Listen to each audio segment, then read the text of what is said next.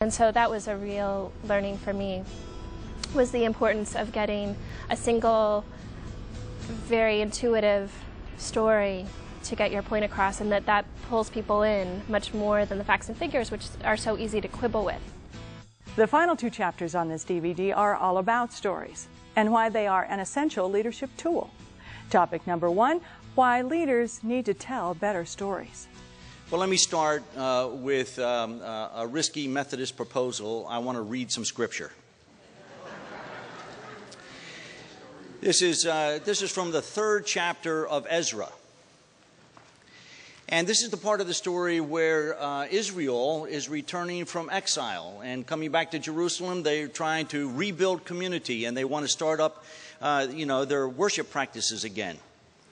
And so the part that I want to read from is the rebuilding of the foundation of the temple.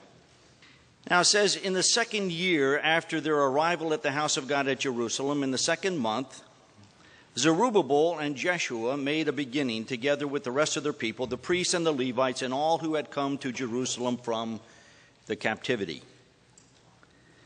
They appointed the Levites from 20 years old and upward to have the oversight of the work on the house of the Lord. All the people responded with a great shout when they praised the Lord, because the foundation of the house of the Lord was laid. And there then comes that word that you and I all know. But. Now hear it again. And all the people responded with a great shout when they praised the Lord, because the foundation of the house of the Lord was laid. But many of the priests and Levites and heads of families, old people who had seen the first house on its foundation, wept with a loud voice when they saw this house, though many shouted aloud for joy, so that the people could not distinguish the sound of the joyful shout from the sound of the people's weeping. Have you been there? Friends, one of the things I hope that you're hearing in this is that leadership in a divergent moment means that there is nothing that you and I do that will not have some people shouting for joy while others are openly weeping. I don't want you to miss that. Because it's at the point where you and I as leaders get into the position where we think that we have to make everybody shout with joy that we've given up on purpose. And we're simply dealing with preference. What is it that people prefer the most? If we give it to them, if we give that to them, there'll be less complaints, there'll be more shouts of joy, and nothing will happen. There is nothing that you and I can do that can make everybody happy. There is nothing that you and I can do that will please everyone. There is nothing you and I can do that can make people agree. Now, that's an overstatement, but I hope you hear the truth in it. And so tonight, what I want to talk about is, so then how do we lead? If that is the cultural situation, and part of what I hope you're hearing in that is that if that's the cultural situation, we're talking about something that is very normal, very healthy. There's nothing wrong here. But if that's the situation in which we do so much of our work, how then do we lead? If people won't agree, how do we help them move ahead with great purpose? And I'm talking about moving ahead with great purpose. I'm not talking about how do we get people to move ahead with some satisfaction. I'm not talking about how do we help people compromise in order to stay together. Compromise is a situation where everybody has to give up something, no matter how important it is, in order for us to be together. I'm talking about something that's more purposeful.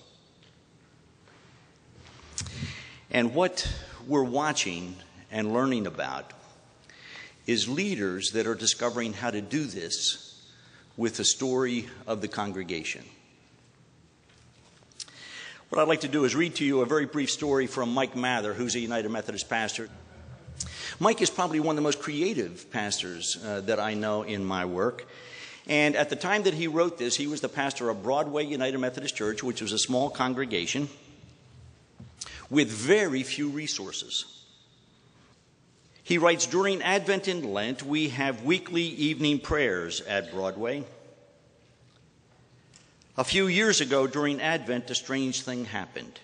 It had been snowing that Wednesday evening, so when we gathered for evening prayers, only 6 of us were there. As we got near the time when we would be praying together, there were loud sounds of teenagers at the side door of the church. As people were reflecting on the scripture reading in silence, I got up and I moved to the door. A young man no older than 13 who was standing at the door asked me what was going on. I told him we were having evening prayers. He asked if he and his 2 friends could come in. I considered that for a moment. I wasn't sure that would be a good idea, but of course I said, sure. The young man and his buddies came in and sat down. We continued in silence for another few seconds and then moved into the hymn, Standing in the Need of Prayer. I heard the side door of the church open again and more young voices. As the gathered body sang, I moved back to the door. There were 3 more young men. Are our friends there? They asked. Yes, I answered. Would you get them and tell them to come out? I considered it, but then I said, no. But you're welcome to join them if you wish. Honestly, I was hoping a little bit that they would say no, but they didn't. They followed me into the sanctuary. They came and knelt down next to the first young man who had spoken to me and whispered hurriedly. Clearly what they were asking him to do was to leave, but he shook his head and the others sat down, not particularly any happier than I was. I explained how our prayer time worked. Anyone could offer a prayer, and when the person finished offering a prayer, he or she would say, Lord, in your mercy, and everybody else would say, hear our prayer. The prayer time began. I invited prayers for people in the congregation. There was silence, and I heard the young people start to chatter. I was almost at the point of saying something when one of the Broadway members offered a prayer and closed with, Lord, in your mercy, and everyone said, hear our prayer. I must confess that my eyes were open and on the young people. When they heard everyone say, hear our prayer, I noticed that their open eyes got very wide.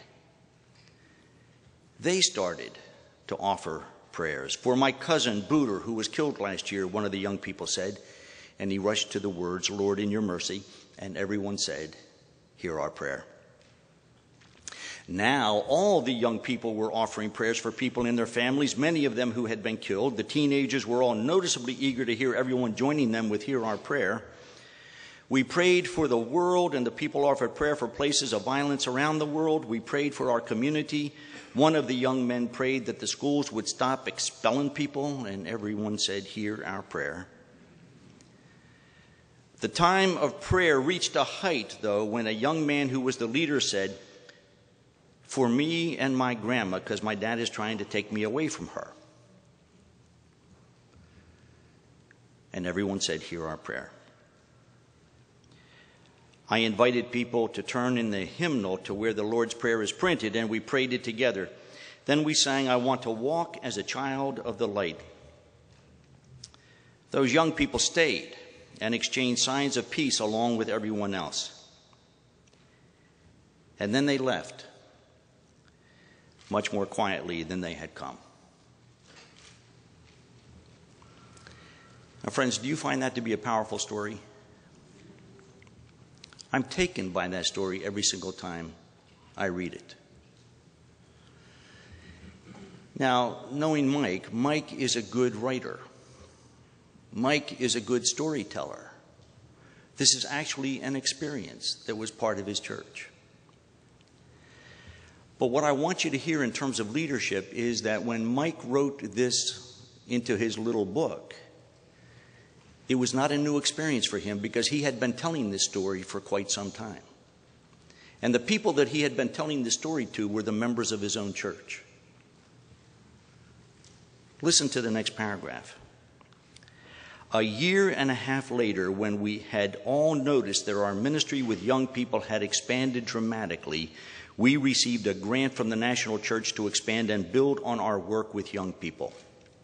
At least in my mind, we were able to trace it back to our openness in worship. that snowy evening in Advent.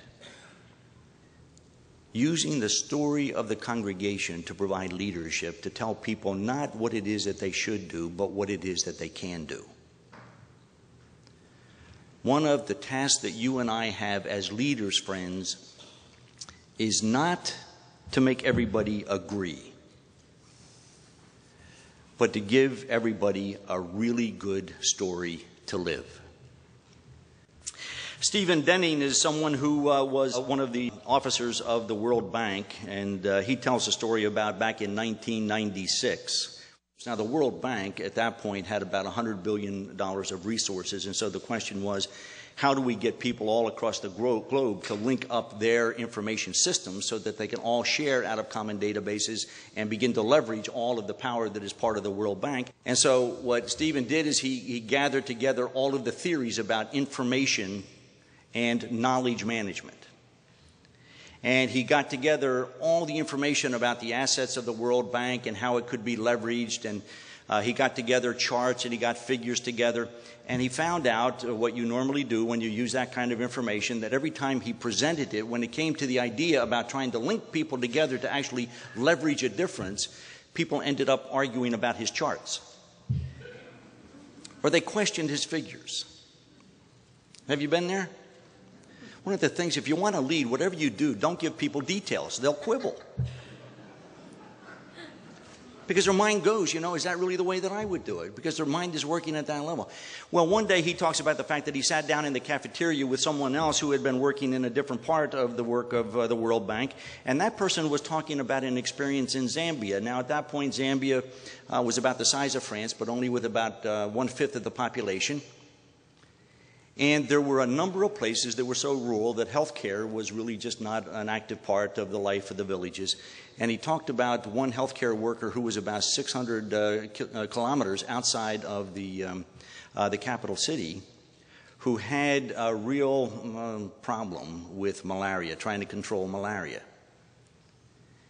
And what happened was this person was able to get enough transportation to go someplace where there was a computer terminal and was able to tie into the Center for the Control of Diseases in Atlanta, got new ideas about how that could be happen, went back, and it transformed the whole village. Now, do you hear it? It's just a real quick little story about what Stephen was trying to convince the World Bank that they could do with all of their assets and their resources, being managed very quickly with almost no assets by this entrepreneurial health worker. And so he began to tell that story in his presentation about what is the possibility of what the World Bank could do in terms of networking all their systems. And he very quickly realized what he needed to do was get rid of the graphs, get rid of the figures, and tell the story. Because as soon as he told the story, people intuitively got it. And as soon as they intuitively got it, they began to work in ways to network their efforts in directions that Stephen could not have even figured out or directed himself. Stories are powerful not because they tell us what to do, but they tell us what we can do.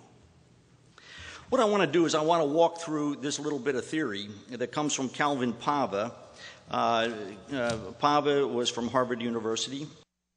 What he did is what all good consultants do, and that is if you take two variables and you put them up, in a matrix, you can come up with 4 quadrants. And so he was looking at 2 dimensions.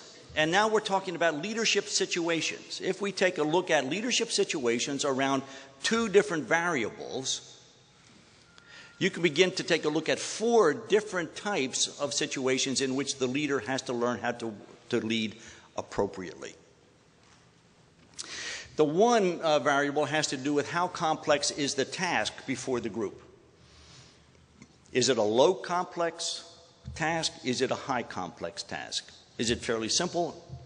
Are there multiple parts to it? The other variable that he was looking at had to do with conflict. Is there low conflict in the system or is there high conflict in the system? And here's where we have to be very careful, because Pava was not talking about a fight. He wasn't talking about how much of a fight are the people having.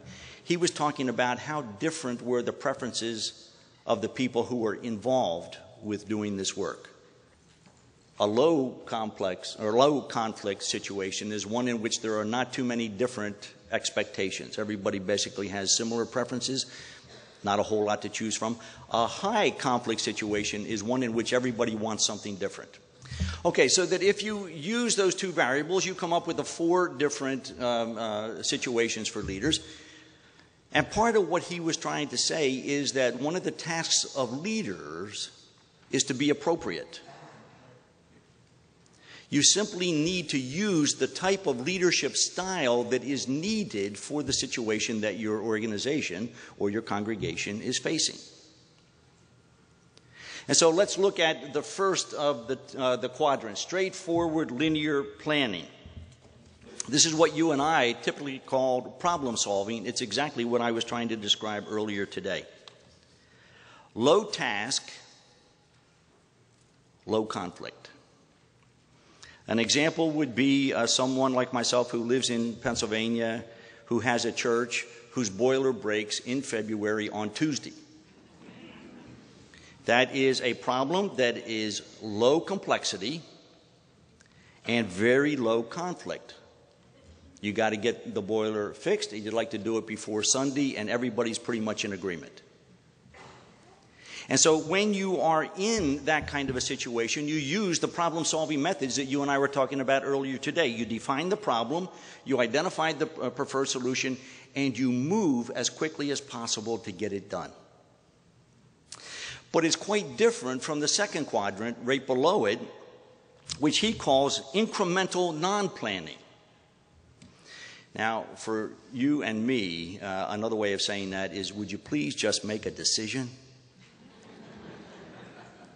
Because here we have a situation which is low task complexity, but high conflict. And so what you're doing is you're renovating your sanctuary, and you now have to decide what color the carpet should be. Right? And now, that's not a particularly complex task. And so the appropriate response of the leader is to help the group simply make a decision. And so he talks about bargaining, he talks about negotiating, he talks about voting, he talks about adjudicating, somebody with power saying, thank you for all your opinions, this is the color it's going to be. Do you realize that leaders in congregation try to stay out of that quadrant as much as possible? Even when appropriate? Okay, third quadrant. High task complexity, low conflict. He calls this normative systems redesign. This is what you and I know basically as planning, strategic planning. We really talk about, we reformulate the problem that we're trying to identify in terms of the future of our congregation. We do an awful lot of work around inclusion, widespread participation. We tell everybody what we're doing. We have, meetings in people's houses. We have meetings at the church. We give out a lot of material. We ask a lot of people for their response. What do you think about this? We gather all the data. We make sure everybody has, their oar in the water, because what we're trying to do is develop as much ownership of the process as possible. And then we're going to use all that ownership and all that data and all that input in order to redesign what we're going to do for the future. Have you been there? It's a lot of good work. It's very hard work. It also doesn't work too well now. These are the parts that are more commonly known to us. Now, again, one of the things that I want you to see is that you and I have been taught how to live very, very clearly in quadrant number 1. We've been told to stay out of quadrant number 2. We basically have spent an awful lot of our leadership lives in quadrant 3 trying to get everybody to give us information so that we can all move together. However, it doesn't work well. It did back in a convergent time. Remember we were talking about that earlier today? In a divergent time, it's very hard to get everybody to agree to move on anything. Therefore, a lot of our congregations don't move. And so what Pava is suggesting is that we begin to pay a little bit more attention to what he calls disorderly non-synoptic planning. If you really want to impress people when you go home, this is it. Take this one with you. Now, non-synoptic, I mean, it's just like the Gospels. The Gospel of John is non-synoptic. What that's all about is the Gospel of John sees the story of Jesus in a way different from the other three Gospels. And so what we're going to do is we're going to simply work at a form of leadership in which we encourage everybody to see it their own way. You don't have to all agree on how you're going to do this. You're going to see it your own way. Now, listen to the way he describes this, because this is really, I think, where the fun is. He says that disorderly non-synoptic planning is an indirect approach to system-wide change using unclear objectives, using imprecise methods, encouraging disorderly action, and using tacit emphasis on changing the system. Now, friends, that is so messy, even I could do it. In other words, what he's saying is that leaders have to learn how to stop organizing the trip in order to invite people to take it. We have to stop trying to control the way everybody's going to respond and simply give them something worth working at. And that's the power of story, because it's the story that lives in this fourth quadrant. When we can't get everybody to agree on how we do it, we tell stories about the purpose of doing it, and we invite people to go ahead and give it a try. One of the powers of story is to be able to say, friends, as a faith community, this is who we are. To be able to say to people, as a faith community, this is what we are called to do. And then say to people, go do it. Let me know how it turns out. Instead of trying to coordinate everybody all the time. In a divergent environment, when we can't control everything, we simply begin to set things free and trust that good can happen.